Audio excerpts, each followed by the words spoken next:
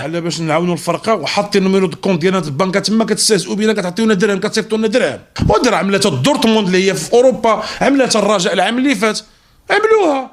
الناس عملت صينيه وجمعت فلوس عن طريق بنكه وجمعوا 2 مليار ونص العام اللي فات دورتموند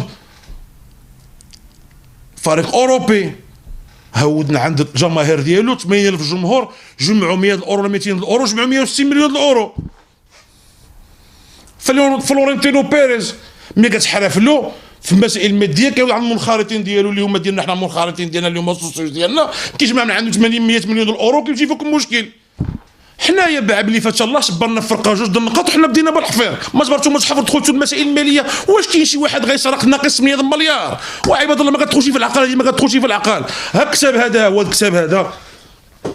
هذا فيه جميع الفلوس اللي خرجتوا من الجيب ديالي ارقام خياليه انايا ها هما هنا اكثر من 500 مليون هنايا. لا تنسوا تشتركوا بالقناة وتضغطوا على زر الجرس. شكراً.